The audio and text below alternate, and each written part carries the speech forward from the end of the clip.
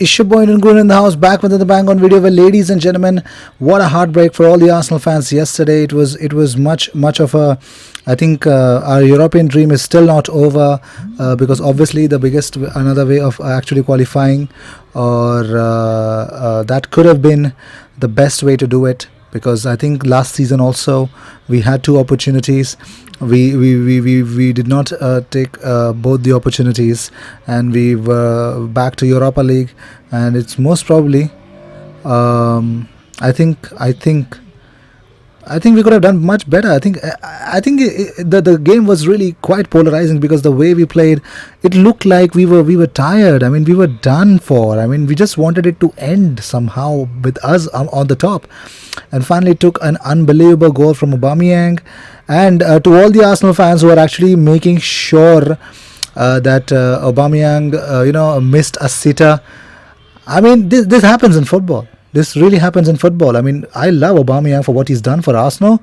I'm not going to, talk about how. Oh my God! I mean, that guy is playing his fourth game within 14 to 15 days or 16 days in a span, and he's playing all the 90 minutes. This is like playing 120 minutes, 2 hours of back-to-back professional football, yeah.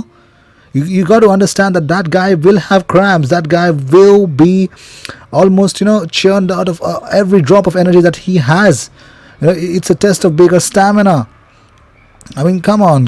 You got to give credit for how they stood up. I think the only way is now the Premiership. Let's see how things will happen. And in Mikel Arteta's opening 12 games, Arsenal have conceded 0.83 goals per game compared to 1.45 per game under Unai Emery. That's really good, isn't it? But moving on. Finally, Rangers, FC Basel, Wolves, Leverkusen, Istanbul, Başakşehir, Roma, Lask, Wolfsburg, Getafe, Olympiacos, Shakhtar Donetsk, FC Copenhagen, Inter Milan, Manchester United, Sevilla, Eintracht or Salzburg have actually qualified for the next round of 16 of this year's Europa League. Arsenal are out. It's painful, but congratulations to all the other teams. But moving on, well, spare a thought for Pierre-Emerick Aubameyang. Here's what he said after the game. He says, "I'm very, very disappointed. What can I say? It's very hard, very tough. I think we missed putting some pace in the game that cost us today. The last minute goal was unlucky for us. I don't even know. I feel very, very bad. But that can happen. I don't know how I missed this chance. I was tired. I had some cramps, but I had to score that goal." Well, Arsenal's loss last night means that the only route now is through the Premiership. We're ninth in the table, 7 points behind the fourth place Chelsea with 11 games to go. Let's see how things will pan out to be.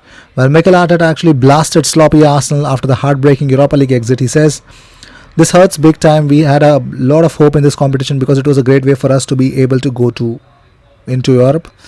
We created enough chances to win, and even at the end we had an incredible opportunity, but if you conceded two set pieces like this, then you put yourself in big trouble. Obviously Berlino could have done better at the end when he kicked it out for a corner, but there was still another situation to defend and we didn't do that." Well, Arsenal and Chelsea are reportedly interested in signing Feyenoord star at Orkun Kokcu. I mean, the 19-year-old is unbelievable. There are lots of La Liga clubs as well behind him. Sevilla, Valencia and Real Betis. Let's see if he can be backed by Arsenal or not. So these were the news of the day. I hope you enjoyed whatever came your way. All the views and news and everything about Arsenal comes on this platform every single day, twice.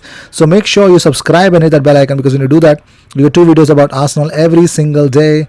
I will see you in my next video. Until then, cheers.